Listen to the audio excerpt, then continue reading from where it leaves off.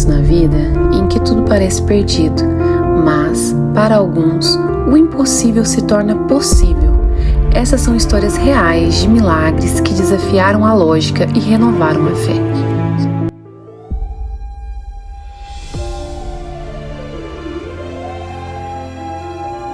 Muito ruim, né? Porque eu estava perdendo a minha vida mesmo. E ela foi e falou, meu filho, e eu disse, oi mãe. E ela me conta que após isso ela chorou muito, porque ela viu um filho na situação que ela me viu. Ela falou que não é a cena para uma mãe ver.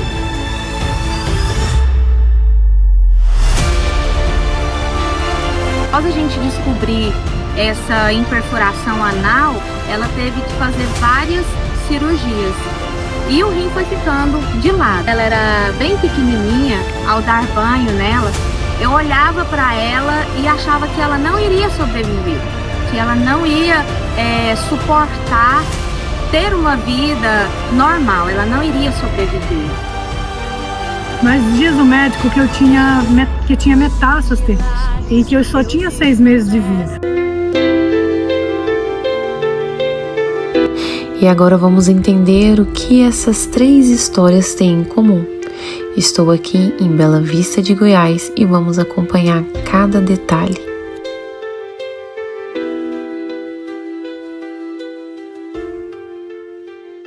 Meu nome é Gilberto, tenho 31 anos, sou casado há 9 anos com a minha esposa Bruna. Tenho 2 filhos, o Luiz Antônio com 7 e a Maria Luísa com 5 anos. Estou aqui hoje para contar o meu testemunho, o milagre que Deus fez na minha vida. Sempre ouvia falar, mas hoje eu posso ter certeza de falar para vocês que eu sou um milagre, que Deus, Ele é o Deus de milagres e eu sou um milagre de Deus. Eu saí da minha casa numa manhã de domingo, de bicicleta, e há 9 anos eu trabalho nessa empresa e sempre fiz esse mesmo trajeto e nunca ocorreu nada, né? E foi às 4h16 eu saí de casa. De 9 anos de casada, pela primeira vez a minha esposa me levou no portão de madrugada, né? Foi até curioso isso. E ela se despediu de mim e falou, vai com Deus. E eu peguei a minha bicicleta e segui o mesmo trajeto. E perto de eu entrar na empresa com a bicicleta, o motorista bêbado não me viu e me atropelou. Foi quando eu não vi ele também, ele, não sei de que forma, eu não lembro, ele me pegou de frente e foi quando eu voei por cima do carro e caí com o rosto no chão. Já caí com o rosto no chão e fiquei de bruços. O pessoal que já estava chegando para trabalhar já se assustaram com foi um barulho, né? Os relatos, né, das testemunhas que viram falaram que foi um barulho muito alto e o pessoal já correu já para ver o que tinha acontecido. E me seguia um irmão Éder, ele seguia para o trabalho. Foi quando ele me avistou no chão, e já eu estava de bruços, e quando ele me virou foi quando ele percebeu que eu já estava afogando com sangue pelo trauma que eu tive no rosto. E quando ele me virou foi quando eu vomitei o sangue e consegui ali voltar a respirar, né? Porque eu estava morrendo naquele momento. E o pessoal da segurança da empresa já foi dando apoio, acionando o SAMU. E foi quando ele orou, né? Pro irmão, vou fazer uma oração aqui. E ele relata que ele achou incrível ao final, ele disse amém e eu concordei dizendo amém. Mas ali eu seguia sem... Naquele dia eu não tinha nenhum documento comigo, eu não levei documento, né, para identificação. Foi quando uma mulher que trabalha comigo, a Lucijane, uma ótima pessoa, seguia pela estrada e viu o acontecimento e se aproximou para ver se reconhecia o que de fato tinha acontecido, né? E ela sabia já que eu fazia aquele trajeto. Foi quando ela viu todo o suporte ali, e a forma que eu estava com as mãos foi da mesma forma que ela via no trabalho. Eu tenho o costume de ficar com as mãos assim. E ela se assustou na hora e seguiu pela estrada, porque já tinha muita gente lá dando suporte. Mas aquilo ficou na cabeça dela: meu Deus, eu acho que é o Gilberto. E ela encontrou com um amigo meu, o Elvis, e ela falou: olha, eu acho que o Gilberto chegou lá. Ele falou: não, ele não chegou não. E ela: não, então é ele que foi atropelado ali. E chegando lá, ele assustou, né? E ela estava desesperada. E ele trocou de roupa e seguiu lá para tentar identificar, ver se era eu mesmo. E quando ele chegou lá, ele me reconheceu, né? E falou comigo, falou: Gilberto, aqui o apelido dele é Tomate, né? Falou: é o Tomate, tudo bem? Como é que você tá? E aí eu falei: ô Tomate. E ele, né, me viu naquele estado e o SAMU já me colocou na ambulância porque a situação era muito crítica pelas lesões que eu tive, e fui encaminhado para o hospital de Bela Vista. Chegando no hospital, aí minha mãe já ficou sabendo, minha mãe já foi pro hospital, e foi quando os médicos viram a minha situação e solicitaram a UTI móvel, porque pelo trauma na face, eles acharam que teriam que me entubar, e acionaram a UTI só porque ia demorar. Aí chegou a hora de trocar o plantão. Foi quando os médicos decidiram: não, em vez da gente trocar de plantão, eu vou seguir na ambulância até o Hugo, e eu, enquanto você vai lá, o outro espera até ele voltar, porque eles não quiseram trocar de plantão e me deixar sem médico na ambulância, né? E fui encaminhado para Goiânia. A minha mãe implorou para a médica para me ver, e foi quando o médico deixou ela lá me ver, e ela me viu numa situação muito ruim, né, em que eu estava perdendo a minha vida mesmo. E ela foi e falou: meu filho. E eu disse: oi, mãe. E ela me conta que após isso ela chorou muito, porque ela viu um filho na situação que ela me viu. Ela falou que não é a cena para uma mãe ver. E já tiraram ela correndo da ambulância e me levaram para Goiânia o mais rápido possível, porque os médicos sabiam que sem um suporte melhor eu não teria chance de sobreviver. E chegando no Hugo, já fui entrando, já foram me colocando na emergência, e foi quando fui encaminhado fazer tomografia, ressonâncias para identificar as lesões, porque foram várias lesões que eu tive. Que a mais grave foi na face, mas eles me colocaram para identificar as outras lesões. E a pior lesão que eu tive foi na face, porque comprometia o meu sistema respiratório, né? Então eles teriam que com urgência me operar para mim começar a respirar melhor. E eu entrei isso de manhã, me estabilizaram, me deram remédio, me limparam e fui para a mesa de cirurgia. Primeiro pessoal que foi até mim, a primeira cirurgia que eu fiz foi a da face, a reconstrução da face. Eu entrei no centro cirúrgico meio-dia, fui para a tal da sala vermelha. Após alguns meses de tratamento, o médico que fez a reconstrução da minha face me disse, chegou em mim e falou: você é um verdadeiro milagre, porque o dia que você chegou aqui, Antes da gente começar a cirurgia, o pessoal, a gente estava te perdendo. Você estava entrando em uma situação muito crítica que talvez a gente não conseguiria te operar. E um médico que vem aqui todo dia falar isso pra gente é assustador, né? Ele tá acostumado com isso e ele falar isso, né? A gente vê o cuidado de Deus, né?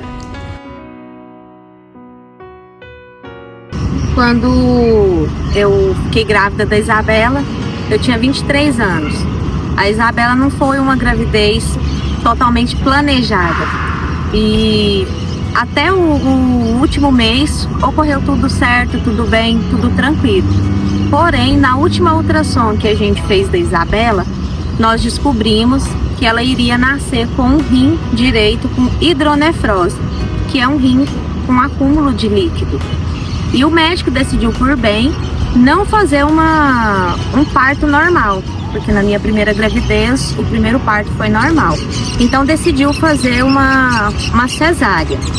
E nesse processo dessa última ultrassom, a gente foi encaminhada para o hospital, para um hospital maior, né, onde tinha entubadora e todos os aparelhos que ela precisaria, no caso se ela viesse a ter algum sofrimento fetal. E quando a Isabela veio a nascer, que ela nasceu, né, e tudo mais, os médicos, ao avaliarem ela, até em princípio elas não descobriram nada. Mas ao terceiro dia, no quarto, quando a gente já estava lá no quarto, que eu fui dar o primeiro banho nela, eu percebi algo diferente. E descobri que ela estava com o ânus imperfurado.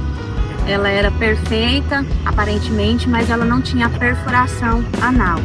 E isso pra gente foi um desespero total. Foi realmente assim desesperador, porque pra mim era tudo novo.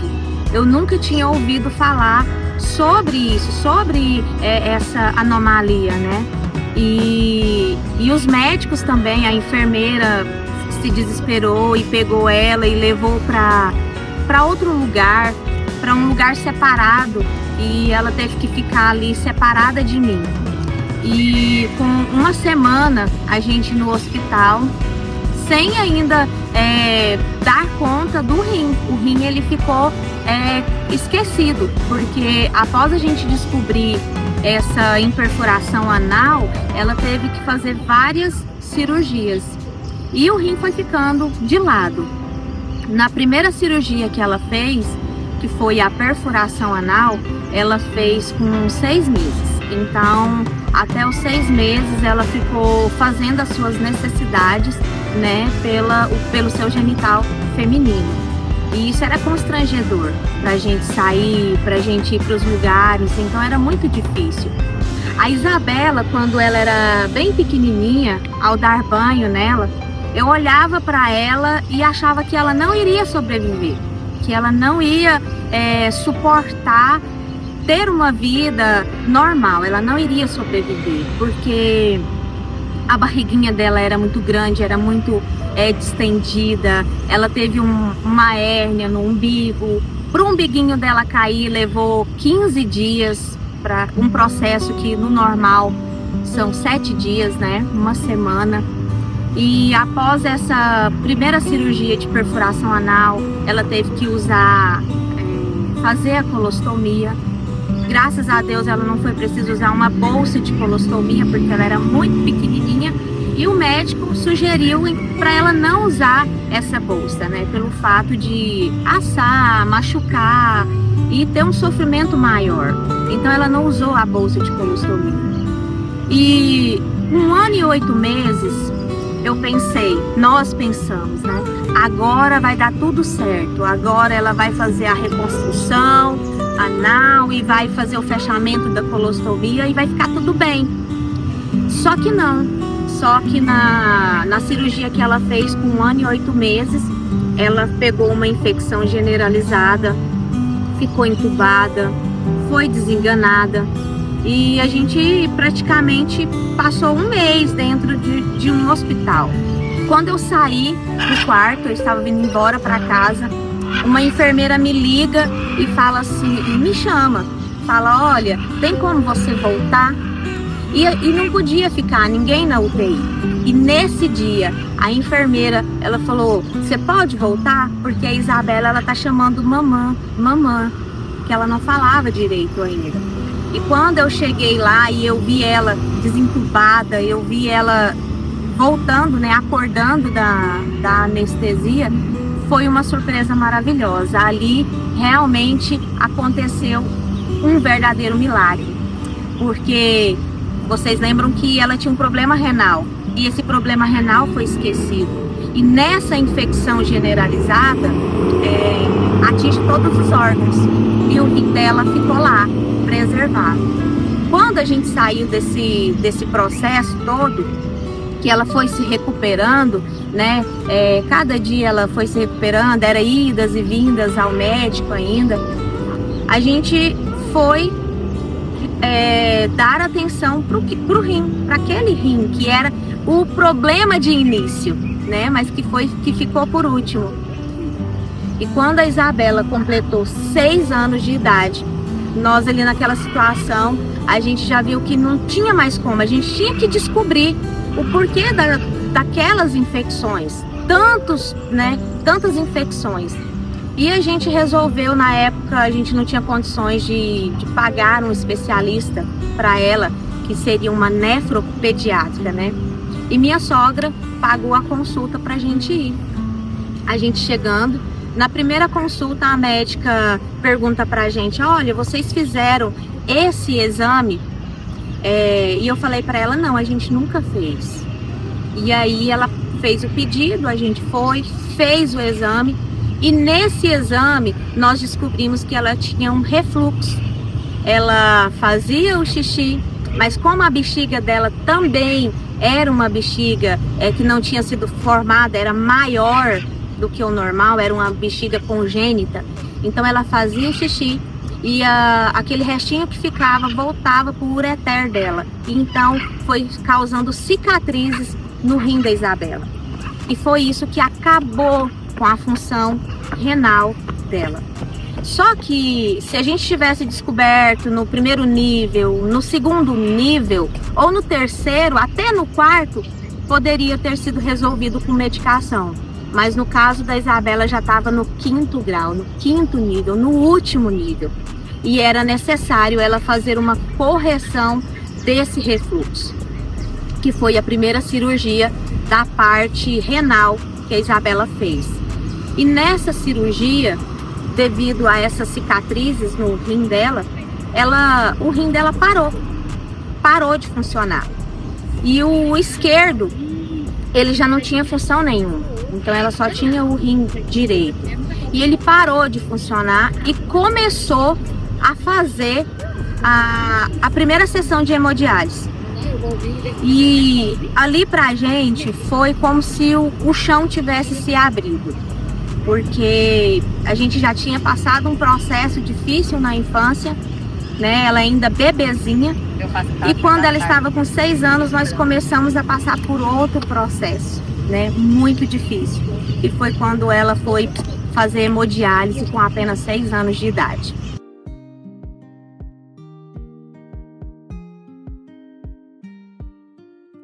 Eu me chamo Maria Taborda Ribas Furtado. Sou esposa do Dejaci Limeira Furtado, já tenho mais de 50 anos de casado com ele. Eu casei com 17 anos e ele com 23 e estamos aqui até hoje, nunca separamos, pra nada. Estamos aqui um cuidando do outro, graças a Deus. Eu já estou com 67 anos, em maio faço 68 anos, dia 3 de maio.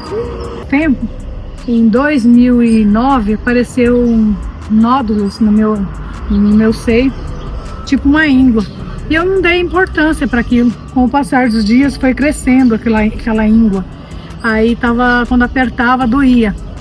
Aí um certo dia eu com a correria, que levantava de manhã, fazer o café, deixar tudo pronto, para depois eu ir cuidar do balcão lá, do Dejaci vir tomar o café dele.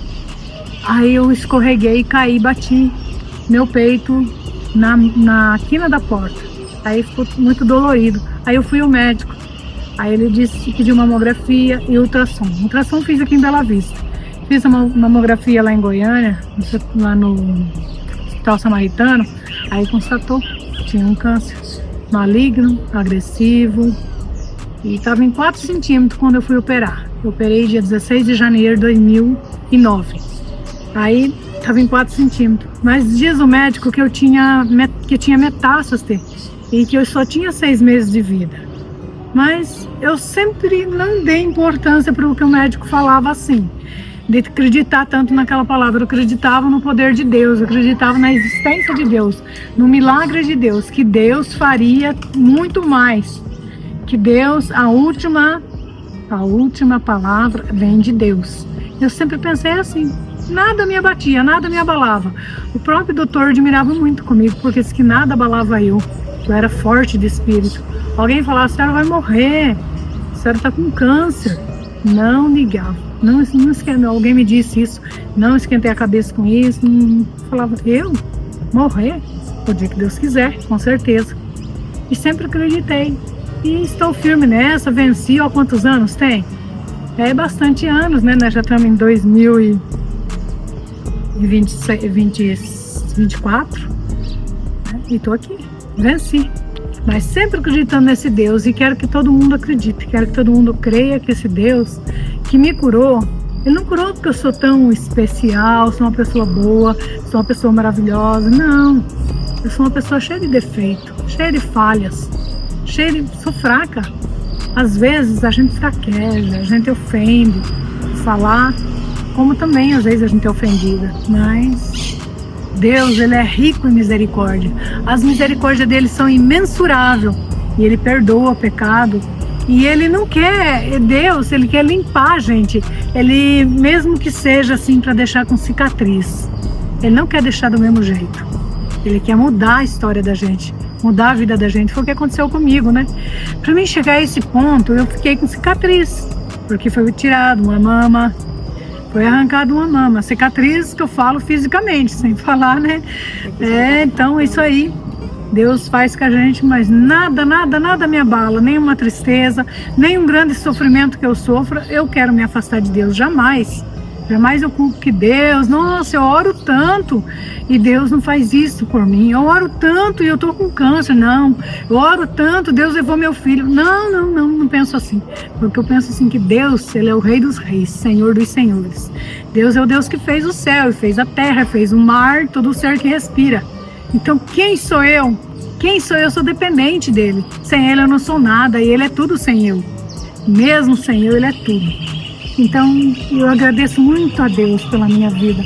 Agradeço a Deus pela vida de cada um que me ajudou em oração, por pessoas que me ajudou quando eu fazia as quimioterapias, quando eu ia ao médico e quando vou. Até hoje eu encontro pessoas maravilhosas que estão sempre estendendo a mão para mim. Eu nunca reclamei por que aconteceu isso, ou por que essa dificuldade que eu tive no meu tratamento para voltar a comer, voltar a andar, né, voltar a mastigar direito, a beber água, né? Eu nunca reclamei, eu só ficou gravado ali, né? Em mim aquilo assim, calma que vai passar. É só um pouquinho, é só um prazo. E graças a Deus foi só pra mim, aquilo é surreal. A gente pensa que, nossa, deve que foi muito difícil, não foi fácil não, mas Deus capacita a gente naquele momento que por mais que seja muito difícil, a certeza que a gente tem que a gente vai melhorar, que Deus coloca no coração da gente, ela acalenta a gente fala, meu Deus, isso tudo está acontecendo, mas a força que o Senhor está me dando nesse momento é que está fazendo eu aguentar, eu passar por isso tudo. E é surreal a gente imaginar que a gente passa tudo isso e a gente não, pra gente, se for só a gente sem Deus, a gente fala, não, esse aqui não tem jeito, eu vou morrer. Mas lá no fundo a gente sabe que quando Deus capacita, quando Deus dá quando tem Deus na frente, quando Deus está no comando das coisas, a gente já sabe que tudo vai dar certo, né? Tudo vai. E como cristão, você viu alguma diferença, você sendo cristão antes do acidente e depois do acidente? E você já tinha visto um milagre assim tão de perto? Uma semana antes, né, do acidente, eu e minha esposa, a gente fez uma campanha, né, para que Deus mudasse a forma da gente. A gente estava na igreja, a gente estava congregando, e a gente fez assim, não disse, Senhor, vamos fazer uma campanha para que haja uma mudança na nossa vida, né? A gente estava passando alguns problemas financeiros, e aí a gente fala, meu Deus, mas parece que eu estou fazendo tudo certo e não está dando, e as coisas não estão melhorando, né? E aí é a capacidade, né, que Deus tem, né? A gente fez uma campanha e falou assim, Senhor, a nossa vida está nas suas mãos, toma o controle da nossa vida e faz conforme o Senhor quer. E o engraçado, né, na sexta-feira a gente terminou a campanha, quando foi no domingo eu fui atropelado. E aí a gente vê, né, o cuidado de Deus, né, quanto Deus pode transformar a vida da gente, a gente menos espera, né? A partir do momento que a gente entregou a nossa vida na mão de Deus, Deus fazer tudo isso na nossa vida, né? Na sexta-feira entregamos nossa vida, a campanha, e toma o controle, Senhor. E quando chegar no domingo eu fui atropelado, e a gente viu uma coisa que a gente nunca imaginava na vida, que era um milagre tão grandioso, né? Eu só ouvia falar, eu nunca tinha visto, né? E nem sentido, né? O cuidado de Deus. E foi aí que, né, Deus foi falando com a gente, vendo o cuidado dele, né? Deus foi mostrando assim, não acabou. Você tá achando que acabou? Eu só tô começando na sua vida. E aí Deus foi nos capacitando, e Deus foi nos acalentando, não deixou as coisas sair fora do controle. Deus foi, a todo momento Deus foi na frente e foi arrumando tudo pra gente. Quando a gente pensa assim, meu Deus, isso não vai dar certo, e as coisas iam lá e acontecia. Deu certo porque Deus estava na frente. Deus abriu muitas portas pra gente. Deus tocou muito no coração das pessoas. Eu oro e agradeço muito a Deus pelas pessoas que nos ajudaram, que teve se compadeceu, né, com essa situação que a gente passou.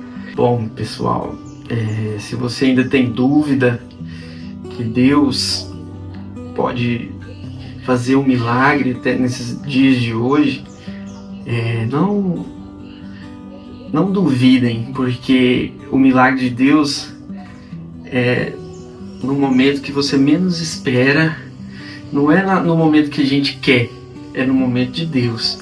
E Deus, ele, até as mínimas coisas que você, daí não tem jeito, Deus vai tirar da onde você acha que não tem jeito e vai mostrar para você que tem. Deus opera milagres, operou milagres, Ele opera e vai operar milagres, operou na minha vida e vai fazer milagre na vida de cada um que crê nele e entregar a sua vida a Ele. Minha vida, um momento onde eu mais busquei a Deus, foi onde eu mais tive contato com o Senhor mesmo, de saber que Ele estava ali comigo, de depositar toda a minha confiança. Porque quando eu ainda era mais jovem, eu achava que essas coisas nunca iam me atingir, nunca ia acontecer comigo, mas aconteceu. E eu dou graças a Deus porque foi nesse momento onde eu pude ter várias experiências com o Senhor, né? E foi a partir daí que a minha fé, que a nossa fé, ela foi fortalecida. E ela ficou fazendo hemodiálise durante 4 meses. 4 meses ela ficou fazendo essa hemodiálise. E a gente colocou um catéter nela para essas sessões. E nesse catéter, o médico que fez essa cirurgia, ele disse pra gente: olha, pode ficar tranquila, esse catéter ele vai ficar escondido por baixo da roupinha dela, vai ser tranquilo, ela vai ter uma qualidade de vida melhor, as infecções vão melhorar e ele não sai, esse catéter, ele vai ficar preso e não vai sair. E a gente resolveu entrar numa campanha na nossa casa durante 7 terças-feiras. A gente reuniu com um grupo, né, de irmãos da igreja e a gente foi fazer essa campanha.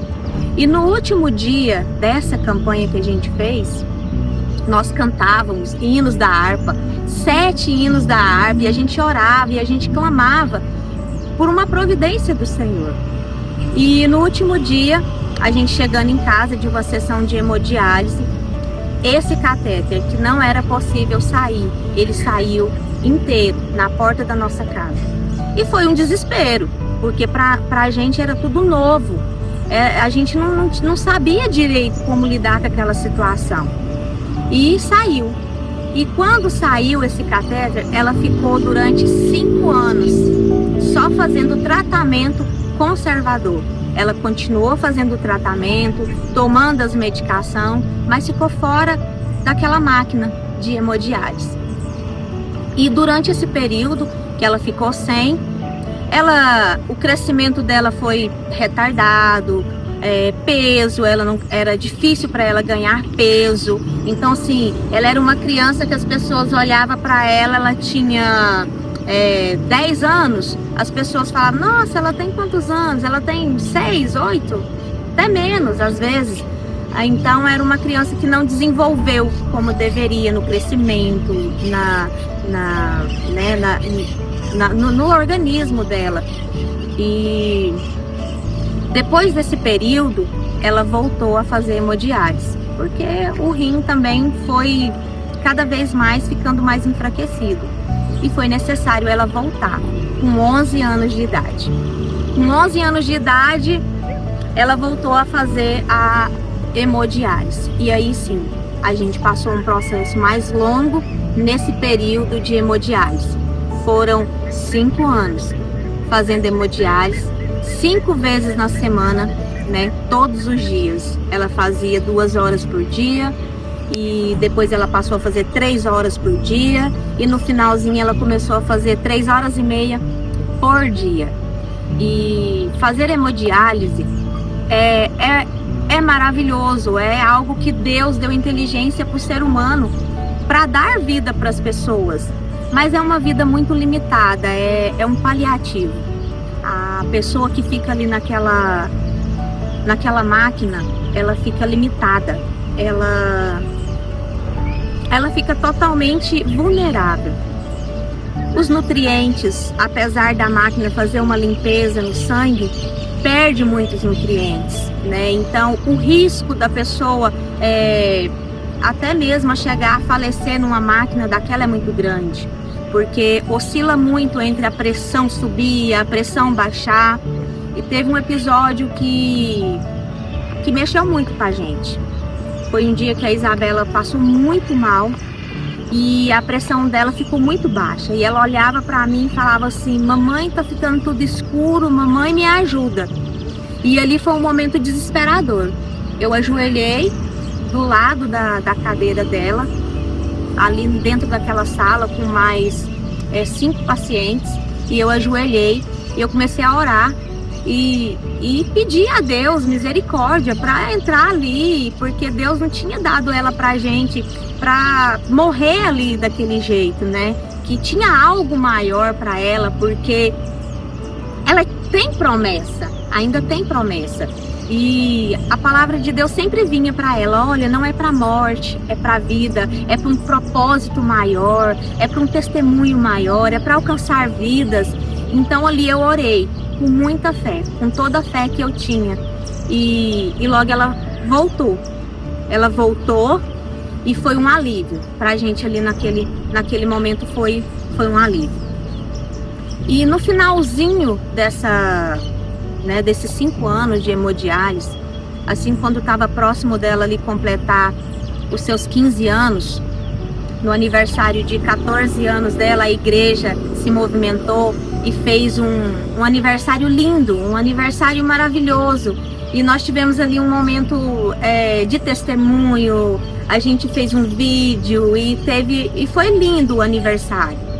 E no outro dia, após ela completar 14 anos, no outro dia, a gente chegou naquela clínica, como um dia normal que a gente já estava acostumado, né? E a gente chegou lá e foi fazer essa sessão. E começou a ensopar a roupa dela de sangue, e vazava sangue por baixo da roupa. E a gente não sabia por que aquilo estava acontecendo. E as enfermeiras não via nada, estava normal o catéter dela e tudo, mas o sangue continuava a sair. Só que quando a gente foi descobrir, o catéter que ela usava, que tinha menos de um mês que ela tinha trocado, porque nesse período foram várias trocas de catéter. Ela tinha acabado de trocar, né? Ele estava rachado, ele estava quebrado, então o sangue vazou por ali. Então ela tinha que fazer mais uma troca de catéter. E após ela fazer essa troca, eu orei muito. A gente ia numa van, né, para a clínica. Dentro dessa van, nós nunca nos fomos reclamando ou a gente foi triste. Sempre a Isabela ali sorrindo para as pessoas, contando do testemunho dela. E as pessoas falavam assim: nossa, mas ela é tão pequena e ela tão jovem ainda, e com essa fé. E quantas vezes aquelas pessoas que estavam ali dentro da van hoje me encontram na rua ou me encontram nos lugares e falam: eu lembro da sua filha, eu lembro da Isabela, e eu só não desisti por causa da fé dela. E eu ia dentro daquele ônibus olhando a paisagem e eu pedindo ao Senhor: Senhor, nos tira dessa escravidão, Senhor, entra com a tua providência. E eu sempre orando em espírito de oração, mas sempre com o coração alegre e confiante no que o Senhor estava próximo de fazer. E antes dela completar os 15 anos dela, no dia 27 de outubro de 2023, às 3 horas da manhã, nós recebemos uma ligação. E essa ligação foi que ela tinha recebido um rim. Um rim estava esperando ela. E foi um dia que às vezes as pessoas olham e falam assim: nossa, então foi muito feliz. Foi um momento muito feliz. Mas foi um momento de uma mistura de sentimentos, uma mistura de emoções. Porque ali nós estávamos recebendo vida para minha filha, a gente estava recebendo uma nova oportunidade, uma qualidade de vida melhor para ela, mas tinha uma família que estava ali sofrendo o luto de um adolescente de 15 anos. Então eu não sabia qual sentimento estava mais forte dentro de mim. E a gente foi fazer esse transplante, fizemos o transplante, graças a Deus ocorreu tudo bem, tudo certo. E hoje a Isabela está aqui, né, com seus 15 anos, completou 15 anos e uma nova vida. Eu creio que desde que eu nasci eu fui consagrada ao Senhor, né? Então eu creio ali que a vida não era minha, a vida era de Jesus. Eu creio que a fé que eu comecei a acreditar em Cristo, comecei a ter um relacionamento com Jesus, eu acho que ela veio a partir do momento que desde que eu recebi o rim, desde o transplante, eu tenho vivenciado ainda mais o relacionamento com Deus. Porque a partir do momento que eu comecei a crescer, a entender, a desenvolver, eu quis ter essa curiosidade mais ainda que eu já tinha. Eu já tinha fé em Deus, eu já cria em Deus, eu já cria em Jesus. Mas eu creio que a partir do transplante eu comecei a viver experiências ainda muito mais sobrenaturais com Jesus. Porque até então quem tinha tido fazer as orações e tudo era a sua mãe, né? Aí depois que você começou a ter a sua intimidade com Deus, você já fez alguma campanha, algum propósito e você foi respondida? Na verdade, todo esse transplante tem uma história a ver com a oração. Porque, aliás, tudo se move através da oração. No dia 27 de agosto de 2023, quando eu estava com o catéter, né, nesse período de hemodiálise, eu queria há muito tempo já me batizar nas águas. Só que, como o catéter não poderia molhar, não tive essa oportunidade. Mas, neste momento, eu creio assim que não foi só uma convicção minha, mas uma convicção do Espírito Santo de Deus falando ao meu coração que era a hora, que era o momento. Então, me enrolaram ali com papel e sulfilme, né, enrolaram o catéter para não correr risco de molhar. E então, eu me batizei nas águas. E foi um momento, assim, muito tenso, de preocupação, mas que eu cumpri a ordenança de Jesus. E depois disso, depois de um tempo, eu comecei uma campanha da cura, crendo no milagre do Senhor, que Ele faria os rins voltarem a funcionar. Mas então, no último dia da campanha, às 3 horas da manhã, a gente recebe essa ligação, que era um rim transplantado. Foi um sentimento, assim, de alegria. Quando eu acordei com aquela música que fala assim, confio em ti. E quando eu acordei com aquela música, eu pude ver com os olhos espirituais que realmente era Jesus. E nesse período, durante a campanha, o Senhor me deu um versículo que dizia assim, eis o meu servo que enviarei o renovo. E por isso, né, este rim que o Senhor me deu, que o Senhor me presenteou, porque não é meu, é do Senhor Jesus, que Ele me deu para me cuidar, se chama renovo, porque o Senhor enviou renovo sobre as nossas vidas.